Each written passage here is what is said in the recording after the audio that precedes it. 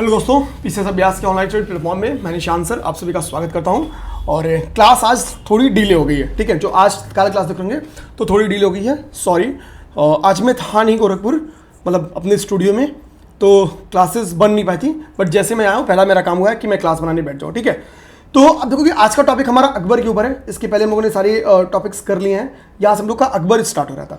तो अकबर को स्टार्ट करने के पहले मैंने एक शॉर्ट नोट्स बनाया था। मैं सोचा कि एक बार उन शॉर्ट नोट्स पे काम करा दूं तो अराउंड 20 की करीब में क्वेश्चन बहुत आराम से पहुंच जाएगा, ठीक है। देखो अकबर, नो डाउट कि अकबर को हम लोग क्यों जानते हैं। अकबर को महान शासक के रूप में बोलते हैं उसकी पॉलिसीज के कारण। उसकी चाहे आप धार्मिक नीतियाँ देख लो, बहुत ही उदार शासक था। धार्मिक रूप से उदारता के कारण इसकी तुलना कश्मीर के शासक जैनुल आबदीन से की जाती है। बल्कि मैं उल्टा बोलूं तो जैनुल आबदीन की तुलना अकबर के साथ की जाती है। क्यों? क्योंकि था अकबर की जो रिलीजियस नीतियां थी वो मैच करती थी, वो कहीं कहीं ज़्यादा अच्छी थी किससे, जैनुल आबदीन की। लेकिन जैनुल आबदीन भी एक धार्मिक सहिष्णु शासक था, तो इसलिए इन दोनों की तुलना की जाती है। इसके पहले हमने क्वेश्चन देख लिया है। हमें था कि अकबर के पिताजी का नाम क्या था, हुमायूं। हुमायूं के बारे में हमने देख लिया, ठीक। अब आते हैं अकबर। हुमायूं क्या होता है, एक घटना घटती है। किस ईयर की वो घटना है, आपको होमवर्क है, ऐसे होमवर्क मैं देता रहता हूँ, आपको कमेंट बॉक्स में कमेंट करना होता है, ठीक है, कि किस ईयर की वो घटना है जब हुमायूं की मृत्यु होती है और अकबर गद्दी पाता है। जिस वक्त हुमायूं की मृत्यु होती है, एक पुस्तकालय से गिर के उसकी मृत्यु हो जाती है। आप कमेंट बॉक्स में बताओ वो कौन सा पुस्तकालय था जहां की सीढ़ियों से गिर के हुमायूं की मृत्यु हो जाती है। क्या वो दीन पनाह नगर था या कोई और था, ठीक है। तो आपको कमेंट बॉक्स में लिखना होगा कि यहां से गिर के हुमायूं की मृत्यु हो जाती है, ठीक है, यहां की पुस्तकालय से। और किस उस ईयर का नाम लिखा है, क्योंकि वही ईयर क्या है, अकबर की राज्याभिषेक का भी वर्ष है। तो पेपर में क्वेश्चन आ सकता है। अब देखो, जिस वक्त हुमायूं की मृत्यु होती है, पंजाब में लड़ाई के लिए एक अभियान के लिए गया था अकबर, सिकंदर सूर के अगेंस्ट। तो सिकंदर सूर के अगेंस्ट वो क्या करने गया था, लड़ाई लड़ने गया था। अब सिकंदर सूर से जो लड़ाई लड़ी रहा था, इसी बीच में खबर आती है कि भैया पिताजी तो निपट गए। तो कालानौर में क्या होता है कि इसकी कर दी जाती है क्या, इसका राज्याभिषेक, पंजाब के कालानौर में इनका राज्याभिषेक, अकबर का राज्याभिषेक कर दिया जाता है। अकबर की उम्र उस वक्त महज 14 साल थी। उस पर्सनालिटी का भी नाम बता सकते हो जो अकबर के अंगरक्षक या प्रधानमंत्री हुआ करते थे, जिनके संरक्षण में अकबर एक लंबे समय तक शासन किया है, ठीक है। उनका नाम बहुत इंपॉर्टेंट आता है, क्योंकि कहा जाता था कि वो बहुत ही महत्वाकांक्षी थे। अगर अकबर उनको जल्द ही निपटाता नहीं, जल्द ही उनका विकल्प नहीं ढूंढता, तो अकबर को ही वो निपटा देते, ठीक है। वो इतने महत्वाकांक्षी थे। अब ये 14 साल की उम्र में तो भाई बन गए अकबर राज्याभिषेक पा गए, गद्दी पा जाते हैं। अब अकबर के दौरान ऐसा नहीं है कि अकबर की केवल पॉलिसीज रही। अकबर ने कई सारी बड़ी लड़ाइयाँ लड़ी, उनमें एक लड़ाइयाँ हल्दी घाटी का युद्ध, हल्दी घाटी वार था। अब देखो, अकबर नॉर्मली अपनी लड़ाइयाँ खुद नहीं लड़ता था। बहुत सारी लड़ाइयाँ उसने खुद किसके द्वारा लड़ी है, खुद जो राजपूत शासक रहे हैं, राजपूतों को संरक्षण देकर उनसे मिल के लड़ाई लड़ी है। फॉर एग्जाम्पल मानसिंह, राजा मानसिंह बहुत सपोर्टिव थे इनकी। अब देखो, हल्दी घाटी की लड़ाई होती है। हल्दी घाटी की लड़ाई किसके साथ होती है, वर्सेस, आप बता दो कि अकबर वर्सेस कौन पर्सनालिटी था जो 1576 में अकबर के साथ भिड़ता है। हालांकि अकबर की विजय हो जाती है, ठीक है। उस पर्सनालिटी का नाम आप लोग कमेंट कर दोगे तो बहुत बढ़िया रहेगा, महाराणा प्रताप,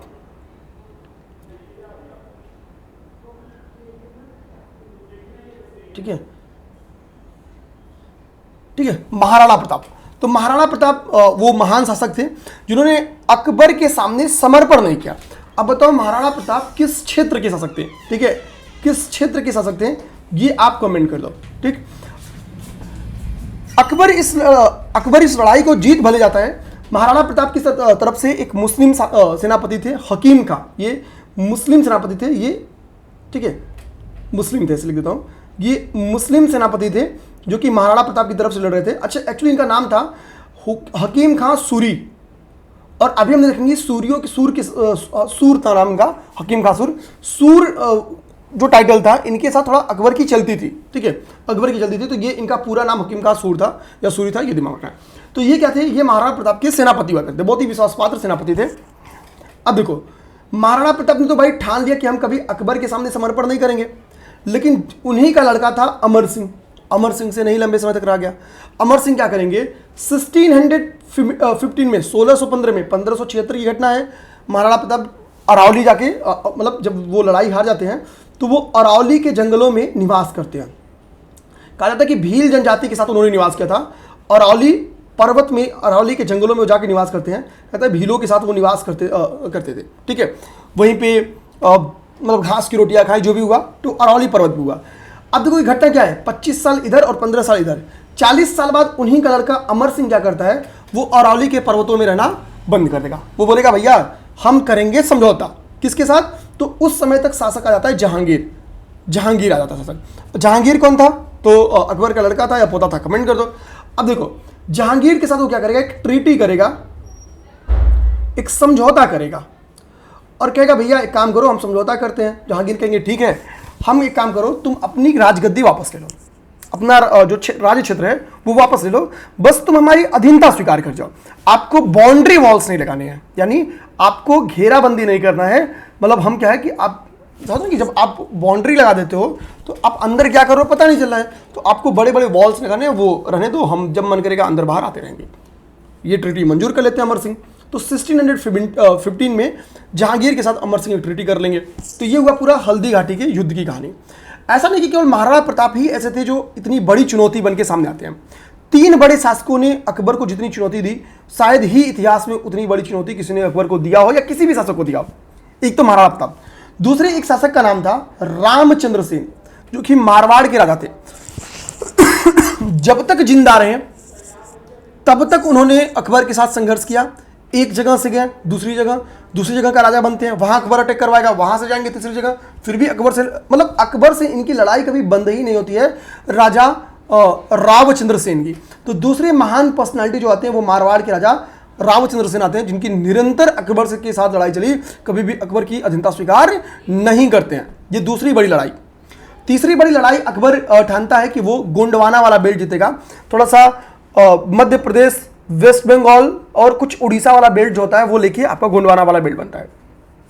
इसमें मैक्सिमम उत्तरी मध्य प्रदेश के एरियाज क्या होते हैं, थोड़ा सा शामिल है, मध्य प्रदेश के एरियाज थोड़ा जाते हैं। तो गोंडवाना वाले बेल्ट में एक गढ़कटंगा नामक लोकेशन है। गढ़कटंगा नामक लोकेशन पे एक युद्ध होगा, रानी दुर्गावती वर्सेस अकबर के सेनापतियों के साथ। रानी दुर्गावती लड़ाई हार जाती हैं, ठीक है। इसमें भी अकबर को क्या मिलेगी, विक्ट्री। आप सोचो, रानी दुर्गावती का भी लड़का वीर नारायण था, जो कि एक अल्पवयस्क लड़का था, ठीक है। पिताजी की मृत्यु हो गई थी तो जल्दीबाजी में गद्दी पा जाता है। लेकिन रानी दुर्गावती कभी अकबर के सामने समर्पण नहीं करती, युद्ध लड़ती, मारी, मतलब जहर खा के आत्महत्या कर लेती हैं, लेकिन अकबर के सामने समर्पण नहीं करती हैं। तो ये 3 बहुत ही फेमस लड़ाई है। गढ़कटंगा का युद्ध किस ईयर में हुआ, ये पेपर में आपसे क्वेश्चन पूछ सकता है, ये दिमाग में रखना, गढ़कटंगा का युद्ध, ठीक है। अब आगे आइए, ठीक है। अब देखो यहां पे क्या लिखा है, मनसबदारी प्रथा लिखा है। मनसब का मतलब क्या होता है, मनसब नॉर्मली एक श्रेणी या एक पोस्ट हुआ करती थी, ठीक है। तो यानी मनसबदार कौन था, मनसबदार एक अधिकारी होगा, ठीक है। मनसबदार क्या होगा, एक अधिकारी होगा। इसको क्या होते थे कि कुछ क्षेत्र दिए जाते थे, ठीक है। मनसबदार भी कई रैंक होते थे, 3000 मनसब वाले मनसबदार होते, 4000 मनसब वाले, 12000 मनसबदार वाले। तो जैसे मनसब की रैंक बढ़ती थी उनकी मतलब पोस्ट बढ़ जाती थी। मतलब समझो जिसके पास ज्यादा मनसब वो ज्यादा बड़ा पोस्ट वाला। इनके पास खुद की आर्मी होती थी, जिसको डायरेक्टली किसकी कंट्रोल में होती थी, जो कंट्रोल, मतलब मनसबदार के पास उनकी खुद की आर्मी होती थी, बहुत बड़ा सा लैंड होता था, और वो कंट्रोल में किसके होते थे, वो कंट्रोल में होते थे जो मुख्य सेनापति था उसके। संकट के समय में इस आर्मी का उपयोग राजा करता था, और जो इनको लैंड दिया जाता था उस लैंड से इस आर्मी की रेवेन्यूज इनको देनी होती थी, आर्मी का रखरखाव करना होता था, घोड़े का रखरखाव करना होता था। एक मनसबदार को एक घुड़सवार के लिए 2 घोड़े की व्यवस्था करनी होती थी, 2 घोड़े की व्यवस्था करनी होती थी। अब देखो मनसबदार का जो पोस्ट था, क्या वो उसको क्या बोलते हैं, मतलब एक पीढ़ी से दूसरी पीढ़ी में, मतलब मैं मनसबदार हूं तो मेरा बेटा मनसबदार होगा, उसको क्या बोलते हैं, परंपरागत बपुंसक, मतलब कुछ एक टर्म्स बोलते हैं, मैं बोल रहा हूं कि आप बताओ कि ये क्या परमानेंट बनी हुई पोस्ट थी, या मतलब बाप के पास से बेटे के पास आती थी, या बाप के पास से वो किसी और को ट्रांसफर हो जाती थी, ठीक है। मैं उसका नाम भूल रहा हूँ, थोड़ा सा कीवर्ड्स भूल रहा हूँ, ठीक। तो एक तो टर्म्स याद रखो कि एक घुड़सवार के पास 2 घोड़े होते थे, और अकबर ने अलाउद्दीन खिलजी के तर्ज पे घोड़े के दागने की व्यवस्था शुरू की थी, ताकि कोई भी मनसबदार या कोई भी सेनापति रिपीटेड घोड़े को ना दिखा सके, यानी घोड़े की काउंटिंग सही हो, अकबर के पास एग्जैक्ट कितने घोड़े हैं ये अकबर को पता रहता था, ठीक है। तो यानी सैनिक रिफॉर्म भी इसने किया था, ठीक है। तो मनसबदारी प्रथा, मनसब वो देखिए, जाति प्रथा जानना एक भू राजस्व की प्रणाली थी, ठीक है। दीन इलाही के बारे में मैंने एक शॉर्ट वीडियोस बनाई है, आप देखो दीन इलाही क्या था कि बेसिकली अकबर क्या था ना कि सूफी मत में ध्यान रखता था, खासतौर पे चिश्तिया संप्रदाय का जो सिलसिला था उसका अकबर बहुत बड़ा फॉलोवर था, ठीक है। अजमेर में बताओ किसका दरगाह है जिसके दरगाह पर निरंतर अकबर जाया करता था, ठीक है। एक तो अपने बेटे का नाम ही फतेहपुर सिकरी में उस सूफी संत रहते थे उनके नाम पे शेख सलीम चिश्ती, सलीम अपने बेटे का नाम रखता था, उसके बेटे का नाम क्या था, शहजादा सलीम हम बोलते थे। शहजादा मतलब अकबर का लड़का था, राजा का लड़का था तो शहजादा था, उसका नाम लोग शहजादा सलीम कहते थे। शहजादा सलीम के बारे में एक फैक्ट आप लोग को याद रखना है, अभी वही मैं तैयार करा दूंगा चंद्रा, कि दीन इलाही क्या था। तो सूफी मत का एक सिद्धांत था, वो सिद्धांत क्या था, सर्वधर्म संभाव, या वो सर्वधर्म संभाव के कॉन्सेप्ट पे सूफी मत काम करते थे। अब जब सर्वधर्म संभाव के आधार पर, सर्वधर्म संभाव के आधार पर क्या होता था, सूफी मत काम करता था। तो सभी धर्मों में यानी क्या है, कुछ अच्छी बातें हैं सभी धर्मों में, मतलब सभी धर्म एक सस्टेनेबल बातें बताती हैं। तो उसमें क्या कि जो मूल प्रिंसिपल्स हैं, सभी धर्मों की जो मूल प्रिंसिपल्स हैं, जो मूल सिद्धांत हैं, उनको अकबर ने एक पास इकट्ठा करवाया और दीन इलाही की शुरुआत करा दी। दीन इलाही का जो पहला पुरोहित बनता है, जो प्रधान पुरोहित होता है, उसका नाम होता है अबुल फजल, ठीक है। जो शहजादा सलीम था, शहजादा सलीम ही बताओ क्या बाद में जहांगीर बनता है। तो शहजादा सलीम क्या करता है, अकबर भाई लंबे समय तक जिंदा रह जाता है, बर्दाश्त नहीं होता शहजादा सलीम को, वो इस्लामाबाद में विरोध कर देगा। कहां पे, इस्लामाबाद में। ये सारे फैक्ट्स दिमाग में रखना कहानी की तरह, इस्लामाबाद में विरोध कर देगा और वहां पे स्वतंत्र शासन चलाना स्टार्ट कर देगा। अकबर को बढ़िया नहीं लगेगा, उसका बेटा कैसे स्वतंत्र शासन उसके जीते चला सकता है, भाई ईगो की बात है। तो वो क्या करेगा, साउथ में अबुल फजल रहते हैं, बोलेगा भाई दुख का तू ही सहारा, बेटा है मार नहीं सकते हैं, थोड़ा जाओ समझाओ। शहजादा सलीम को आ जाएगा गुस्सा, वो बात करेगा वीर सिंह देव से जो कि बुंदेला सरदार था, रास्ते में बोलेगा अबुल फजल को निपटा दो, रास्ते में अबुल फजल को ऊपर, ठीक है, खत्म। तो अबुल फजल की पेपर में पूछे आपसे हत्या किसने की, तो बुंदेला सरदार वीर सिंह देव के द्वारा 1602 में इसकी हत्या कर दी थी। किसके षड्यंत्र के तहत, तो शहजादा सलीम के षड्यंत्र के तहत। जो ये दीन इलाही है, दीन इलाही को कुछ इतिहासकारों ने, या एक खास इतिहासकार नाम है उनका मोहसिन फानी, मोहसिन फानी नामक एक इतिहासकार ने एक स्वतंत्र धर्म के रूप में नामित किया है। किसको, दीन इलाही को। इनकी बुक है दाबिस्तान ए मजाहिब, बुक का नाम क्या है, बुक का नाम है दाबिस्तान ए मजाहिब। इस बुक में इन्होंने स्वतंत्र धर्म के रूप में नामित किया है दीन इलाही को, ठीक है। बाद में वीर सिंह देव को जहांगीर 300 का मनसब प्रताप करता है, यानी 3000 का खुश होके मनसब, भाई इसके लायक काम किया था तो प्रदान कर दिया। तो दीन इलाही हम लोग पूरा समझ गए, ठीक है। स्मिथ महोदय ने भी दीन इलाही को लेकर स्टेटमेंट दिया, दीन इलाही को अकबर की मूर्खता बताया, ना कि बुद्धिमत्ता बताया, क्योंकि जो रिलीजियस विद्रोह इसके ड्यूरेशन में स्टार्ट हुआ वो इसी समय स्टार्ट हुआ।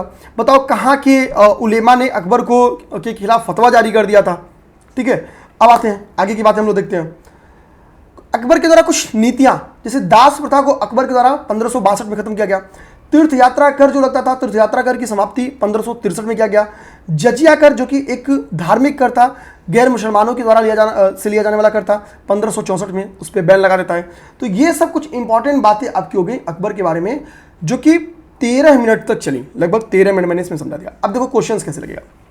अकबर का हमको पता कि अकबर राजपूतों से उसका बेहतरीन संबंध था, वैवाहिक संबंध भी बेहतरीन था उसका राजपूतों के साथ। तो अकबर मैंने बताया कि चिश्तिया संप्रदाय में बहुत ही इंटरेस्ट था। अजमेर में ख्वाजा मोइनुद्दीन चिश्ती, ख्वाजा मोइनुद्दीन चिश्ती का दरगाह है। अकबर क्या करता है, ख्वाजा मोइनुद्दीन चिश्ती का दरगाह है, वहां पे जाता रहता है। तो भाई रास्ते में जो शासक रहते हैं, जो समर्पण किए रहते हैं, वो स्वागत करते हैं।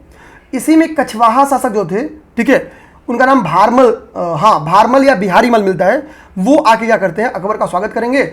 और स्वागत का मतलब उस वक्त क्या होता था कि भैया आप वैवाहिक संबंध स्थापित करो, क्योंकि वैवाहिक संबंध से माना जाता था कि अब ये संबंध टूट नहीं सकता है। भाई रोटी बेटी का संबंध कहाँ टूट जाएगा।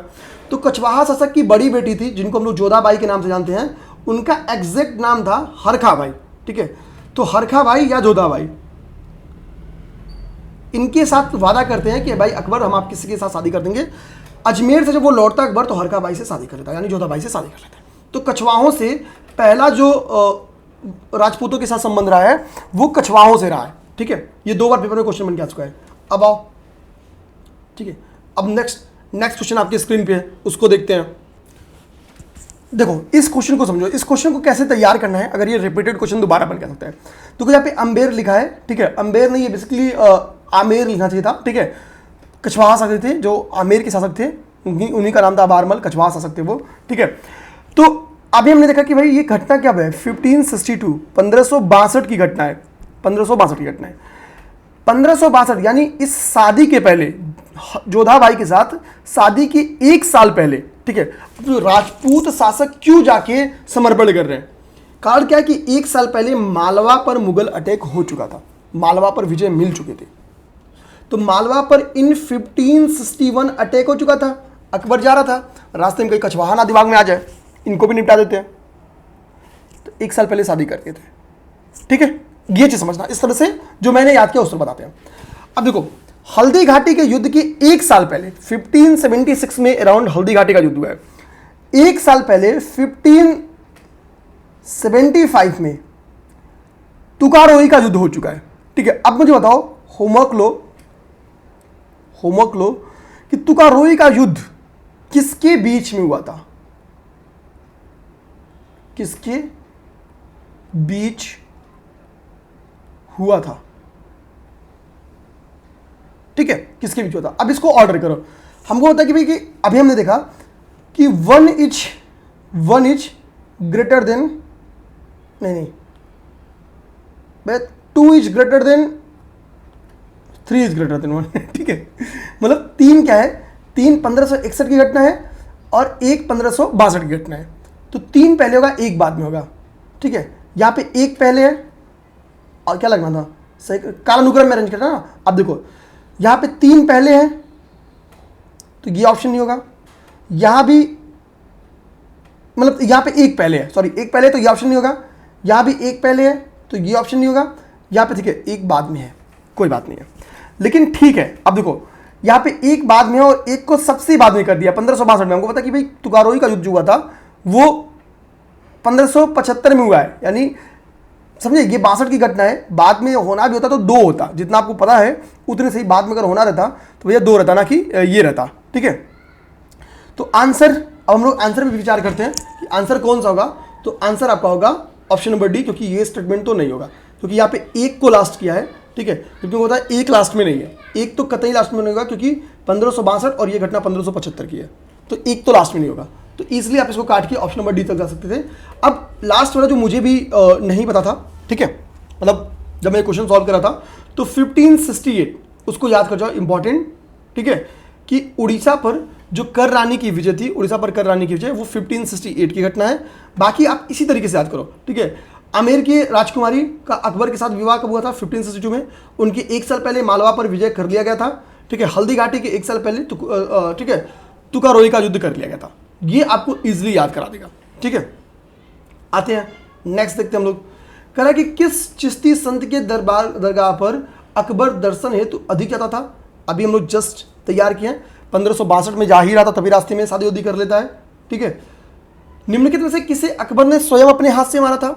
अधम खां को, बैरम खां को, ठीक है, बाज बहादुर को या पीर मोहम्मद खां को? देखो जो अधम खां था, इनकी मौसी थी महम अनगा का लड़का था। महम अनगा पे इस बात का आरोप था और इस बात की पुष्टि भी हो गई थी कि उन्होंने अकबर के प्रधानमंत्री अतगा खां, बैरम खां नहीं, अतगा खां नाम था, यहाँ पे कहीं लिखा हो क्या? ये देखो अकबर के प्राइम मिनिस्टर नाम था उसका अतगा खां। अतगा खां की हत्या का आरोप था अकबर के ऊपर, सॉरी अधम खां के ऊपर। तो अतगा खां की हत्या का आरोप था और चूंकि ये बहुत ही फेवरेट हम लोग कह सकते हैं मंत्री थे किसके? अकबर के, इसलिए अकबर ने क्या किया? अधम खां की हत्या कर दिया, ठीक है। अब आते हैं नेक्स्ट। हल्दी घाटी का युद्ध किसके किसके बीच में हुआ? ठीक है, ये देखो, नहीं, हल्दी घाटी का युद्ध किसमें? राजपूत सेना का सेनापति कौन था? तो हकीम सूर, ठीक है, हकीम खां सूर इसका पूरा नाम था। मोहम्मद लोदी तो कोई बात ही नहीं हो सकती है, ठीक है। तो ये थे इसको मैंने हम लोग पहले ही कर लिए, कई बार पेपर में देखो क्वेश्चन बन गया है, कोई नहीं। राजपूताना के निम्न राज्यों में से किस एक ने अकबर की संप्रभुता कभी स्वीकार नहीं की? ठीक है, अकबर की संप्रभुता कभी स्वीकार नहीं की। आमेर, मारवाड़ या बीकानेर? तो भैया मारवाड़ के शासक थे महाराणा प्रताप।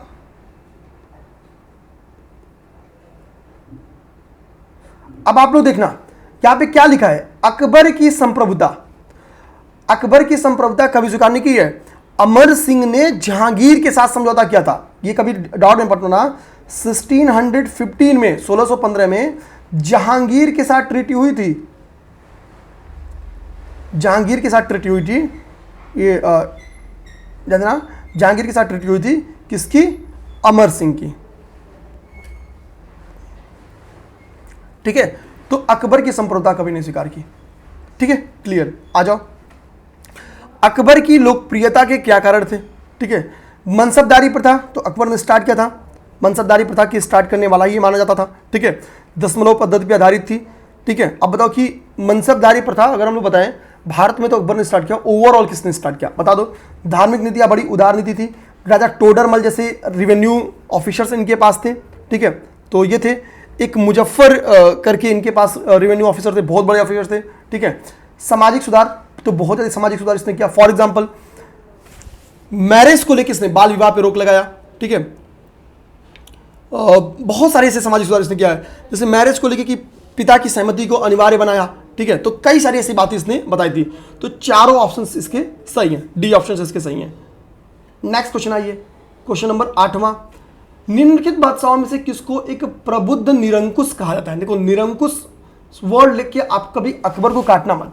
कभी भी कोई राजा होगा ना, तो राजा पे कभी कोई अंकुश नहीं ले सकता है। राजा से अगर गलती भी हो गई तो कोई रोक नहीं सकता, कोई अंकुश नहीं लगा सकता है। राजा को माफी मांगने की जरूरत नहीं है, तो निरंकुश से मत परेशान होना। प्रबुद्ध राजा कौन था मिडल पीरियड का बताओ?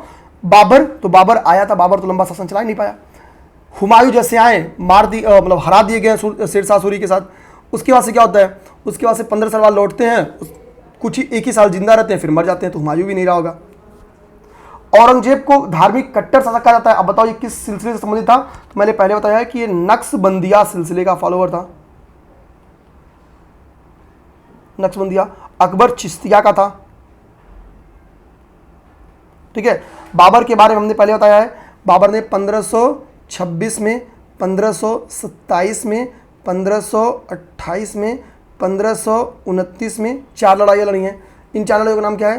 पा खा चलगर, पान खा चल घर।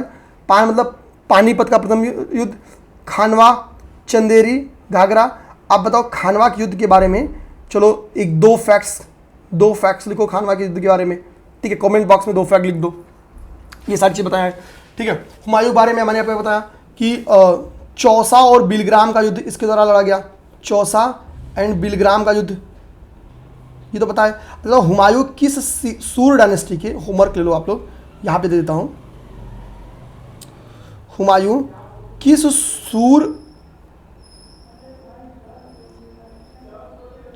सूर शासक को पराजित करके, ठीक है, किस सूर शासक को पराजित करके, डिफीट करके राजगद्दी प्राप्त किया था? ठीक है, यानी दिल्ली प्राप्त किया था। ये होमवर्क है, इसको आप लोग कमेंट कर दो। ठीक है, बहुत सारे क्वेश्चंस दे दिए हैं। ठीक है, ये आप औरंगजेब भी देखना चाहते हो तो औरंगजेब भी देख लो। औरंगजेब का हमको पता है कि दारा सिकोह के साथ क्या होता है?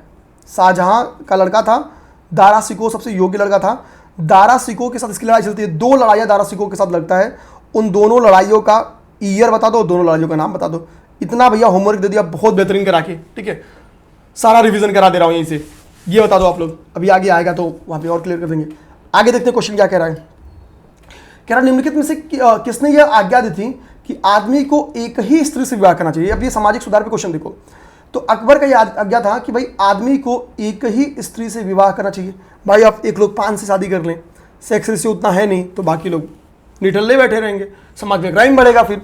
तो आदमी को एक पर्सन को, भाई कोई एक इंसान है, कोई एक मेल है, तो भैया वो केवल एक ही स्त्री से शादी कर सकता है, 75 ठू से नहीं। ठीक है, हाँ दूसरे से ऐसा नहीं तुम शादी नहीं कर सकते हो, बट उसकी कुछ रिस्ट्रिक्शंस थे कि इस नियमों को, यानी जैसे मान लो कि औरत क्या है कि बंध्यापन है, यानी उसको बच्चा नहीं हो सकता है, ठीक है। तो इस केस में क्या है कि भैया आपको अपनी पीढ़ी चलानी है तो आप दूसरी पत्नी फिर रख सकते हो, यानी दूसरी शादी कर सकते हो। तो ये अकबर के सामाजिक सुधारों का एक हिस्सा था, ठीक है। तो इसका आंसर कौन है? इसका अकबर है। नेक्स्ट क्वेश्चन ले लो। नेक्स्ट क्वेश्चन तो अभी जस्ट यूपीपीसीएस में 3 साल पहले पूछा है। सामाजिक सुधारों में अभी तो ऊपर का हमने देखा, वैवाहिक सामाजिक सुधारों में देखोगे तो अकबर ने बाल विवाह पे भी रोक लगाया था। और क्या एक स्टेटमेंट जो है यहाँ पे ध्यान देना, कह रहा अकबर ने लड़कों और लड़कियों के विवाह की आयु निर्धारित करने का प्रयास किया।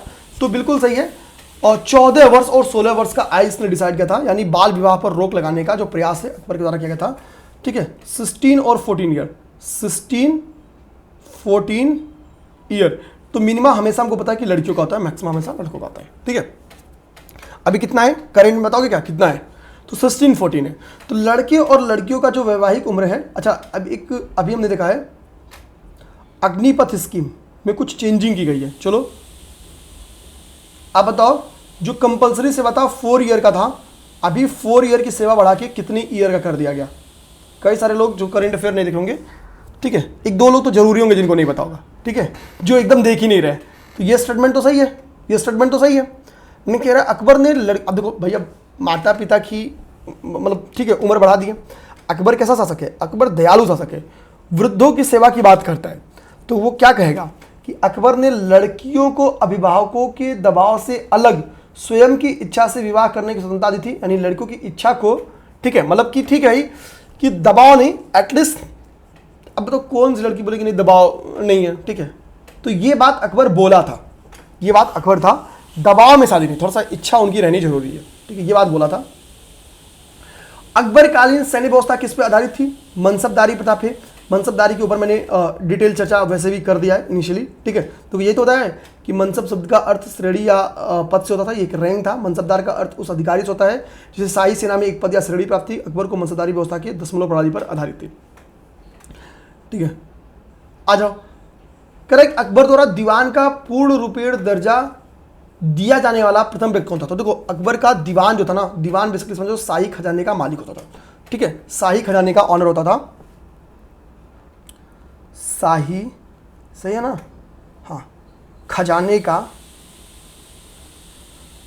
अधिकारी, शाही खजाने का जो प्रमुख अधिकारी था वो होता था दीवान, ठीक है, शाही खजाने का प्रमुख अधिकारी। ये इंपॉर्टेंट बात है, ठीक है, यानी खजाना विभाग का हेड हुआ करता था।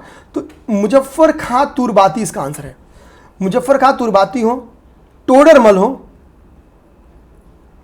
ये दोनों अकबर के सबसे बड़े रेवेन्यू ऑफिसर्स हुआ करते थे, दोनों लोग का नाम यहाँ पे देखो, नाम कहीं लिखा हुआ है यहाँ पे, मुजफ्फर खां तुर्बाती, राजा टोडरमल और ख्वाजा शाह मंसूर, इनकी ये सबसे बड़े इनके प्रमुख दीवानों में से दीवान थे, ठीक है। अकबर के शासनकाल के 9वें वर्ष से लेकर 30वें वर्ष तक, यानी 20 सालों तक इनकी गद्दी पे यही 3 दीवान रहे हैं, ठीक है। टोडरमल ने जो व्यवस्था स्टार्ट की थी, मतलब रेवेन्यू व्यवस्था स्टार्ट की थी, टोडरमल के नाम पे उसको टोडरमल व्यवस्था के नाम से जानते हैं। अब आगे, टोडरमल किस क्षेत्र में अर्जित किए थे? तो लैंड रेवेन्यू के क्षेत्र में इन्होंने आईने दहसाला स्टार्ट किया था। ये कर प्रणाली थी, आईने दहसाला, ठीक है। दहसाला मतलब ये 10 साल का एक एवरेज डिसाइड करती थी। यहाँ पे देखो, इस आईने दहसाला में क्या होता था कि मान लो कि ये लैंड है, ये लैंड का टुकड़ा है। अब मान लो कि 10 साल में किसी साल 5 टन निकला, ठीक है, फॉर एग्जांपल, किसी साल भाई 3 ही टन निकला, किसी साल 6 टन निकला, तो वो क्या करेंगे, ठीक है, 6 3 9 9 5 होता है। अब ये क्या करेंगे कि भैया मतलब इसी तरीके से 10 साल तक का काउंट करेंगे और इसका क्या करेंगे, एवरेज निकालेंगे। तो मान लो इसका एवरेज फॉर एग्जांपल आ गया 4 टन, फॉर एग्जांपल। आप ये मत सोचना कि मतलब मास्टर साहब का सीसेट कमजोर है, वो है। तो वो क्या करते थे 10 साल में कि 10 ईयर का जो प्रोडक्शन था उसका एवरेज निकाला जाता था और उसकी जो प्रचलित दर थी, ठीक है, और उसका एवरेज निकाला जाता था और उस हिसाब से आने 10 साल में फिर नई हिस्सा लिया जाता था। देखो यहाँ पे क्या लिखा है, इस प्रणाली के अंतर्गत अलग अलग फसलों के पिछले 10 वर्षों के उत्पादन और उस समय प्रचलित मूल्यों का औसत निकालकर 1/3 हिस्सा राजस्व के रूप में वसूला जाता था। तो उसका 1/3 पार्ट फिर क्या जाता था, रेवेन्यू के रूप में दिया जाता था। ठीक है, नेक्स्ट आते हैं। करा कि भू राजस्व के क्षेत्र में शेरशाह और अकबर की मध्य निम्नलिखित में से कौन निरंतर की कड़ी है, यानी कौन निरंतरता से चलती आई है। ठीक है, शेरशाह और अकबर के मध्य निम्नलिखित में से कौन सा निरंतर की कड़ी है। ठीक है, तो टोडरमल। ठीक है, टोडरमल।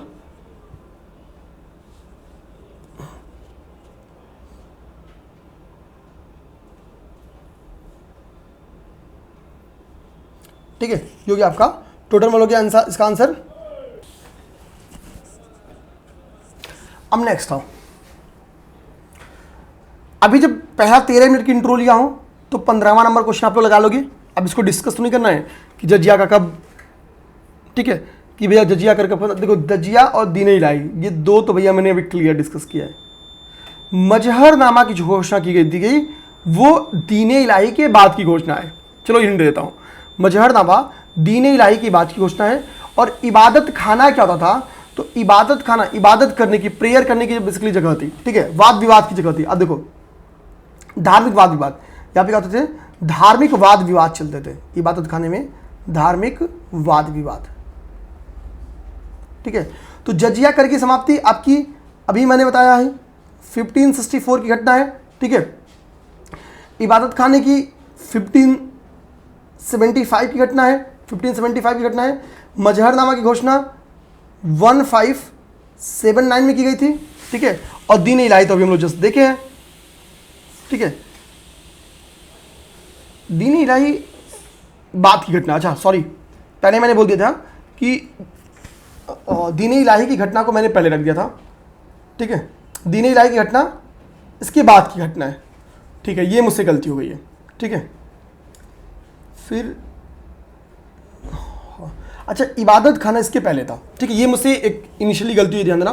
ठीक है, सॉरी उसके लिए, पकड़ में भी आ गया तुरंत गलती। देखो दीन इलाही को मैंने क्या कर दिया है, दीन इलाही की स्थापना को मैंने मजहर के पहले रख दिया था, क्योंकि दीन इलाही की स्थापना पहले थी, मजहरनामा की घोषणा उसके बाद हुई थी। लेकिन ऐसा नहीं है, इबादत खाने की स्थापना पहले हुई थी, फिर मजहरनामा की घोषणा हुई थी, और दीन इलाही की घोषणा इसके बाद की घोषणा है। ठीक है, दीन इलाही की घोषणा इसके बाद की घोषणा है। तो मैं थोड़ा सा उसमें कन्फ्यूजन हो गया था, कोई नहीं, इसके लिए सॉरी, एक बार देख लेना इसको। ठीक है, दीन इलाही को एक धर्म किसने कहा था, तो वो मैंने बताया मोहसिन सानी या कुछ नाम था, मोहसिन सानी नाम था, मोहसिन फानी नाम था उनका। ठीक है, मोहसिन फानी, उनकी बुक का नाम था दाबिस्तान ए मजाहिब। ये पहले मैंने बता दिया, तो ऑप्शन नंबर डी गलत है। ठीक है, पहले बता दिया है। 70 नंबर क्वेश्चन, अकबर द्वारा अपनाई गई सुलह ए कुल यानी सार्वभौमिक शांति एवं भाईचारा की अवधारणा निम्नलिखित में से किस पे आधारित थी। ठीक है, तो भाई सुलह ए कुल ही है, सार्वभौमिक शांति की बात करते हैं, तो वो राजनीतिक उदारता की भी है, धार्मिक सहनशीलता भी है, उदारवादी संस्कृति दृष्टिकोण, इन सभी लोग का समग्र रूप से चर्चा करता है। ठीक है, तो दीन इलाही हो, तौहीद इलाही हो। ठीक है, 1582 में इसको स्टार्ट किया था। आगे देखेंगे, किस मुगल शासक के विरुद्ध जौनपुर से फतवा जारी हुआ था। यही तो मैंने क्वेश्चन पूछा था कि कहाँ के मौलवी ने फतवा जारी किया था, होमवर्क याद करो। ठीक है, तो भैया जौनपुर, ये सोचो यही कल को क्वेश्चन आ जाए तो आपका पीटी का क्वेश्चन सेपरेटली क्या बन जाएगा, ये जौनपुर से। जौनपुर से अकबर के लिए फतवा जारी किया गया था, तो अकबर के लिए फतवा जारी किया गया था। ठीक है, 1580 में, इन 1580, 1580 में, 1580 में फतवा जारी करते हैं, 82 में दीन इलाही बना देता है। नो डर, कोई डर नहीं।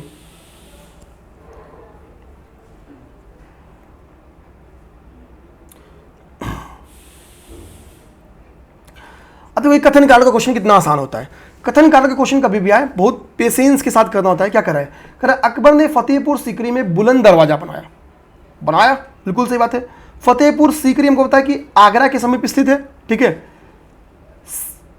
किसके नाम पे फतेहपुर सीकरी की स्थापना की गई, या स्थापना देखो फतेहपुर सीकरी में एक चिश्तिया संत थे जो निवास करते थे, शेख सलीम निवास करते थे, शेख सलीम चिश्ती, तो उन्हीं से के लिए इसका डेवलप करवाया फतेहपुर सीकरी को। तो वहाँ पे बुलंद दरवाजा, कभी देखो बुलंद दरवाजा कभी बनता है ना, तो वो क्यों बनता है, दरवाजा टाइप की कोई भी चीज़ होती है ना, तो वो मेमोरी में विक्ट्री के ऊपर बनती है। आप इतिहास में कई दरवाजे बने हैं, वो हमेशा किसके लिए बना है, विक्ट्री को लेके। करा इसका निर्माण अपने पुत्र जहांगीर के जन्मदिन पे किया था, नहीं, जहांगीर को पैदा करना कोई विजय थोड़ी है, सीधी बात है, ठीक है। विरोध कर देता है इनका, शेख शाहजादा सलीम यही है, इस्लामाबाद में विरोध कर देता है इनका। अब देखो मुगल काल में विरोध आपका स्टार्ट कब होता है? मुगल काल में विरोध राजाओं का, उत्तराधिकार की लड़ाई आप देखोगे 1602 से स्टार्ट होती है, अकबर के ड्यूरेशन से। आगे जहांगीर के ड्यूरेशन में जहांगीर के 5 पुत्र रहते हैं, ठीक है। उसके 2 पुत्रों ने विरोध किया, उसके शायद साले ने भी विरोध किया था, 3 पर्सनालिटी ने विरोध किया था उसके ड्यूरेशन में। महताब खां, जहां तक मैं समझ पा रहा हूं उसका नाम था, ठीक है। खुसरो, खुर्रम, इन दोनों ने विरोध किया था। शाहजहां कौन था खुसरो और खुर्रम में से? कमेंट कर सकते हो आप लोग, ठीक है। शाहजहां को छोड़ देता है। फिर शाहजहां के ड्यूरेशन में उत्तराधिकार की लड़ाई चलेगी, उसके बच्चे लड़ेंगे, फिर उसके बच्चे लड़ेंगे, तो यानी अकबर के बाद से ही स्टार्ट हो जाती है और फिर वो निरंतर चलती रहती है। अब बताओ इतिहास में एक डायनेस्टी, जिसकी डायनेस्टी को हम लोग पितृहंता डायनेस्टी के नाम से जानते हैं, उसका नाम चाहो तो आप लोग कमेंट कर सकते हो। और कथन कारण के क्वेश्चन में कभी कोई एक स्टेटमेंट अगर गलत हो जाए तो आपको आंसर तुरंत मिल जाए, जैसे कारण गलत है तो कारण यहां गलत है, ऑप्शन नंबर सी इसका राइट हो गया। ओके, नेक्स्ट आओ।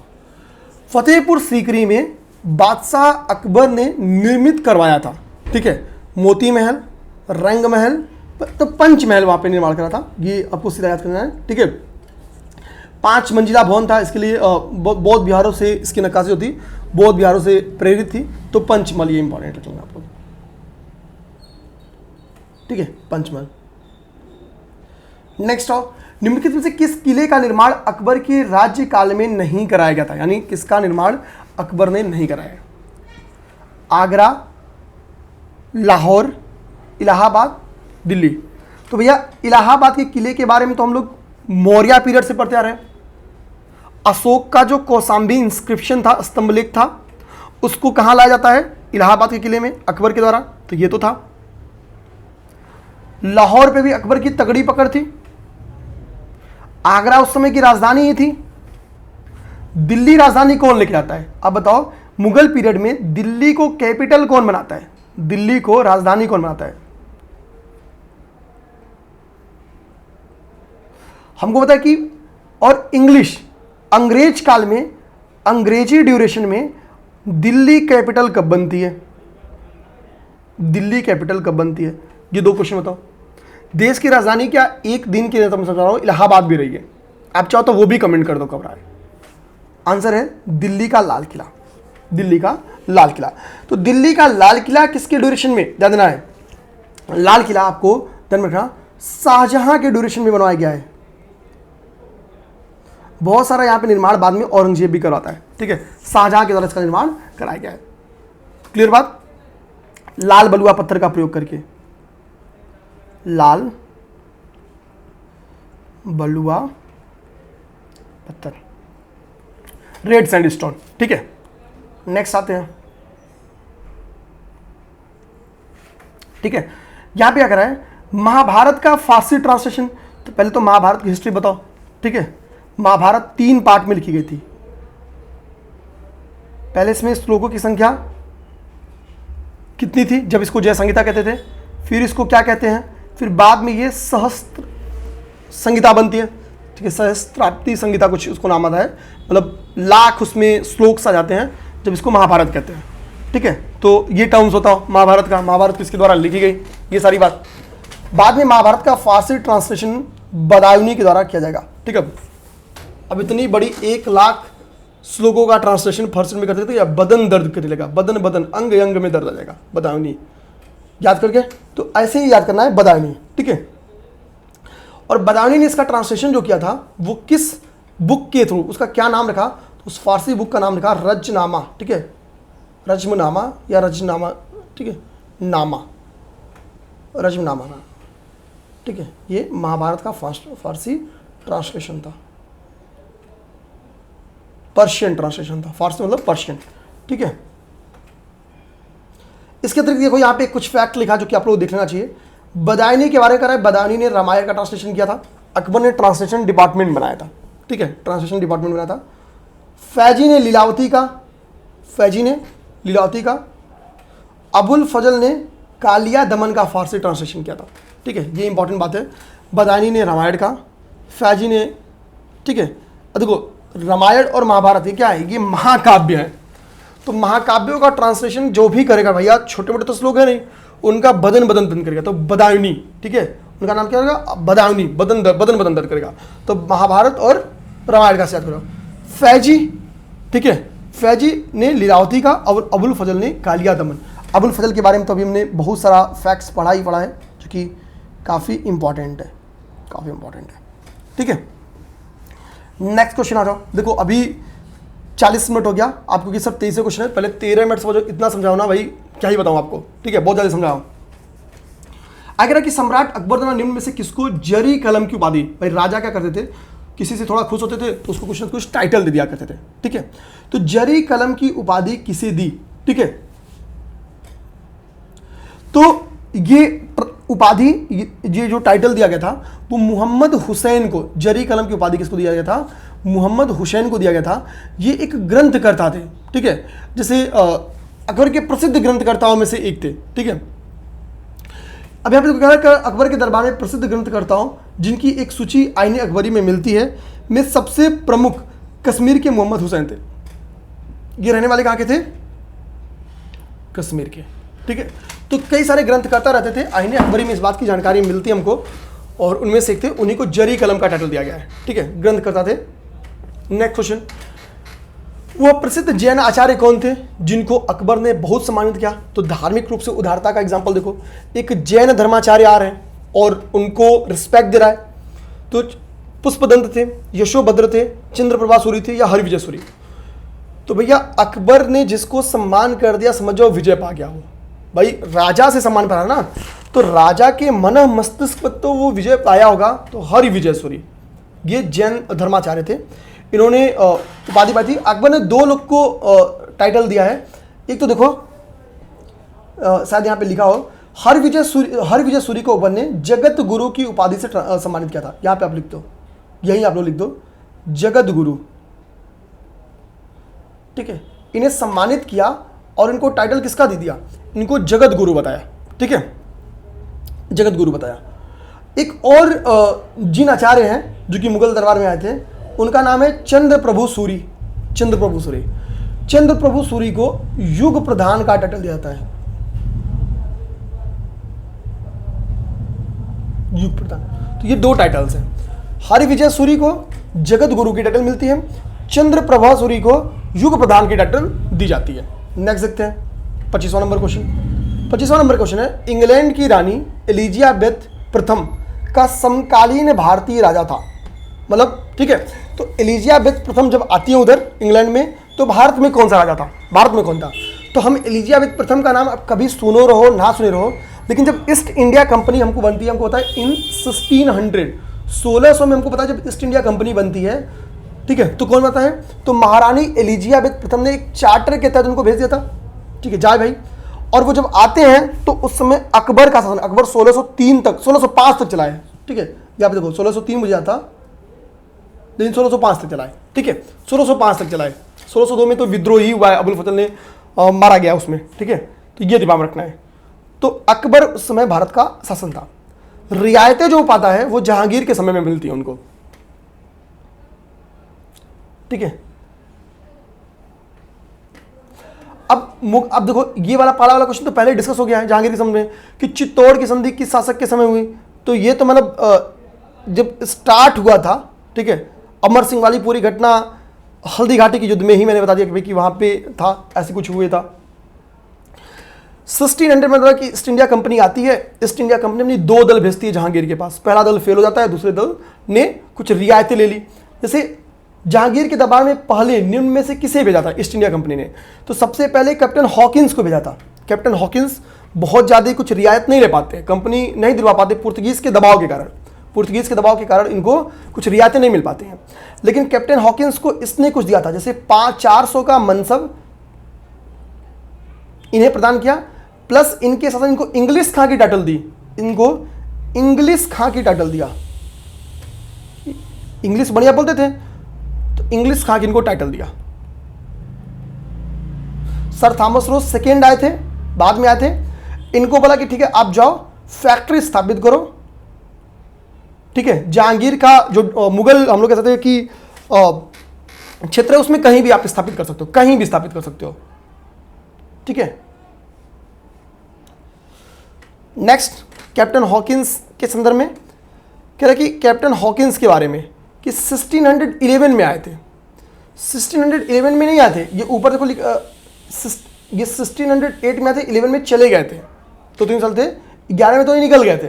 ठीक है, 8 में आए थे, तो भैया पहला तो स्टेटमेंट गलत है, पहला स्टेटमेंट क्या हो गया, गलत है, 11 में निकल गए थे। ये तुर्की भाषा का कह रहा है कि बहुत अच्छा ज्ञाता था। आप बोलोगे सर इसको तो इंग्लिश का क्या डाल दी थी, अरे भाई अंग्रेज ईस्ट इंडिया कंपनी भेज रही है तो इंग्लिश तो आता ही होगा, लेकिन हमेशा एक बेहतरीन संवादक को भेजा जाता है, और तुर्की प्राइमरी भाषा थी। जब बाबर आता है तो तुर्की, हालांकि फारसी बाद में मुगलों की दरबारी भाषा, मतलब मुख्य भाषा फारसी बन जाती है, लेकिन उसकी पहले तुर्की थी, तो तुर्की पे एक अच्छी पकड़ रखता था कौन, ठीक है, यही, तभी तो रिस्पेक्ट बनती है। 3 साल कैसे टिक गए, तुम इंग्लिश बोलोगे, उसको आ ही नहीं रहा है, कहां से समझेगा जहांगीर, तुम्हारे लिए अंग्रेजी तो सीखेगा नहीं, मालिक है वो। ब्रिटिश राजदूत के रूप में थॉमस रो भारत आया, किसके शासनकाल में, जहांगीर के। आगे आओ, जहांगीर ने थॉमस रो को कहां मिलने का अवसर दिया, बोला भाई कहां मिलो, तो ये बोलते भाई साहब हमको मिलना है, हम अभी हमारे एक बड़े वाले भैया थे कैप्टन हॉकिंस आए थे, आप इंग्लिश का टाइटल देते याद करो, 400 का मनसब भी प्रदान करते थे। जहांगीर बोलेगा हाँ भाई याद आया, तो भाई साहब हमको मिलना है, टाइम दे दो कुछ, तो बोलते काम करो हम अजमेर जा रहे हैं। अजमेर किसकी दरगाह है, शेख सलीम चिश्ती की। तो पिताजी हमारे अजमेर जाते रहते थे, तो थोड़ा हम भी पिताजी के रास्ते पे निकलना है, थोड़ा जा रहे हैं, वहीं मुलाकात करो हमसे। तो अजमेर इनसे मुलाकात करता है, जहांगीर अजमेर में इनसे मुलाकात करेगा। ठीक है, एक डच पर्यटक जिसने जहांगीर के शासनकाल का मूल्यवान वर्णन किया। देखो जहांगीर के ड्यूरेशन में कई सारे पर्यटक आते हैं। अब तक हमने 2 तो दूत का ही नाम देख लिया, कैप्टन हॉकिंस का नाम दे दिया, ठीक है, कैप्टन हॉकिंस देख लिया, थॉमस रो को देख लिया, और इसी में फ्रांसिस्को पेलसर्ट भी आता है। फ्रांसिस्को पेलसर्ट एक डच पर्यटक, एक टूरिस्ट था, भारत आता है, ठीक है, और वो एक बुक लिखेगा, उसकी बुक का नाम है रेमोन्स्ट्रेंटी, ठीक है, बुक का नाम था। इसमें जहांगीर के ड्यूरेशन पे बहुत अच्छी बातें लिखी गई हैं, बहुत ही मूल्यवान विवरण किया गया है। तो कल को क्वेश्चन आपसे पूछ देगा कि फ्रांसिस्को जो पेलसर्ट है ये कहाँ का है, तो ये एक डच पर्यटक है, ये जानना, ये क्या है, ये एक डच पर्यटक है, एक डच टूरिस्ट है। किस मुगल शासक का मकबरा भारत में नहीं है, तो जो नहीं चाहेगा उसी का नहीं है। बाबर चाहता था कि उसको भारत में नहीं, उसको थोड़ा सा मतलब उसको लाहौर काबुल में दफनाना चाहता था वो, ठीक है, ठीक है, हाँ, बाबर चाहता था कि भैया उसको काबुल में दफना दो। काबुल अब भारत में है, नहीं है, लेकिन जहांगीर का भी भारत में नहीं है। जहांगीर को कहां दफना गया है, लाहौर में, सादरा, लाहौर, सादरा, लाहौर में कहां, सादरा। इसके बारे में तो ऑलरेडी हम लोग पढ़ चुके हैं। नेक्स्ट आओ, निम्नलिखित में किस मुगल बादशाह ने अपनी आत्मकथा फारसी में लिखी, ठीक है, किसने अपनी आत्मकथा ऑटोबायोग्राफी फारसी में लिखी, ठीक है। तो देखो तुर्की में बाबर लिखता है, बाबर तुर्की में लिखता ना। अब हाँ, एक सेकंड मुझे टाइम देना, एक बार ये फैक्ट चेक करना थोड़ा। बाबरनामा का मैं एक बार डाउट में, मुझे लग रहा है कि तुर्की में ही लिखा था बाबरनामा। अब बताओ किस लैंग्वेज में लिखी गई थी। थोड़ा सा मैं अपने फैक्ट की जानकारी पे डाउट में आ गया हूँ, ठीक है, तुर्की में या पर्शियन फारसी में, कमेंट कर दो आप लोग, ठीक है। होमवर्क ले लो, थोड़ा मैं भूल गया हूँ तो होमवर्क आप लोग लिख लो उसको, ठीक है, सुधार करा देना आप मुझे। अच्छा ये नीचे लिखा तो है, अच्छा भाई, ठीक है, तुजू के बाबरी तुर्की में लिखी गई थी, ठीक है, नीचे लिखा गया भाई, कोई नहीं, ठीक है। और जहांगीरी किस में लिखी गई थी, ये फारसी में लिखी गई थी, ये भी खुद ही लिखा था, बाबर ने स्वयं लिखा था, और जहांगीर ने भी स्वयं लिखा था, ठीक है। हुमायूं नामा किसने लिखा था, गुलबदन बेगम ने। किसने, एक हुमायूं नामा है, इसको लिखा था गुलबदन बेगम ने। ये बाबर की बेटी थी, अकबर की बहन थी, सॉरी हुमायूं की बहन थी, अकबर की बुआ थी। अबुल फजल के हत्यारे को पुरस्कृत किया गया जहांगीर ने। अबुल फजल की हत्या किसने किया? तो बुंदेला शासक का नाम मैंने ऊपर ही बताया था, जहांगीर ने किया। इनको उसको 3000 का बाद में शासक बनता है तो मनसब प्रदान करता है, क्योंकि इसी के कहने पे तो हत्या ही किया था जहांगीर ने। जहांगीर के ड्यूरेशन में मैंने बोला कि इसके पांच पुत्र थे, ठीक है। इसके 2 पुत्र खुर्रम और खुसरो दोनों ने इसका विरोध किया था। खुर्रम और खुसरो दोनों ने इसका विरोध किया था। अब बताओ खुर्रम और खुसरो में कौन शाहजहां जाके आगे बनता है? इन दोनों ने। और इसमें ये जो महाबत खां आप देख रहे हैं ना, महाबत खां ने भी विद्रोह किया था, ठीक है। महाबत खां ने तो जहांगीर को और इनकी पत्नी को बंदी तक बना लिया था। नदी किनारे पे मनोरंजन के लिए गए तो वहीं लोगों को किडनैप के लिए सेनापति था, ये कर ले गिरफ्तार। बाद में इनकी सेना आती है, समझौता होता है, छुड़वाते हैं, ठीक है। तो सोचो इन तीनों ने विद्रोह किया था, तीनों ने, ठीक।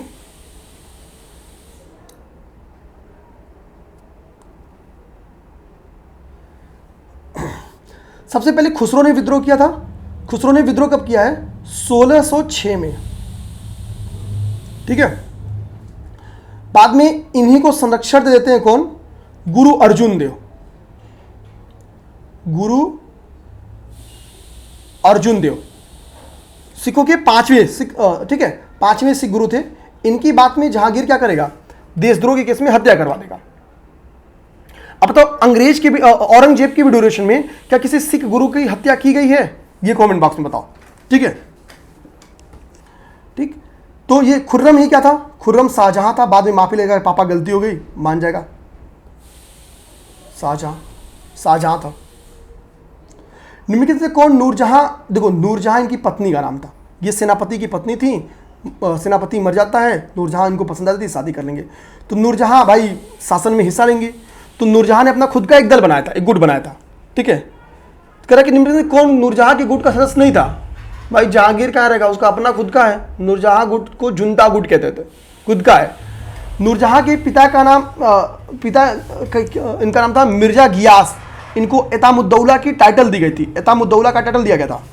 तो इन्होंने अपने पिता के लिए, नूरजहां ने एतामुद्दौला का मकबरा बनाया था, जो कि अष्टकोणीय मकबरा है। अष्टकोणीय मतलब भारत का पहला अष्टकोणीय मकबरा है। अब बताओ इसमें पित्रादुरा शैली का प्रयोग किया गया कि नहीं? तो ये खत्म हो गया। अब नेक्स्ट आ जाते हैं शाहजहां। लेकिन क्लास अपलोड करनी है तो शाहजहां को ब्रेक करते हैं। मुझे पढ़ाने में कोई दिक्कत नहीं, मैं शाहजहां औरंगजेब सबको पढ़ाता खत्म ही कर सकता हूँ, बट ब्रेक कर लेते हैं क्योंकि क्लास अपलोड करनी आज देर हो गया, तो माफ़ी चाहेंगे उसके लिए।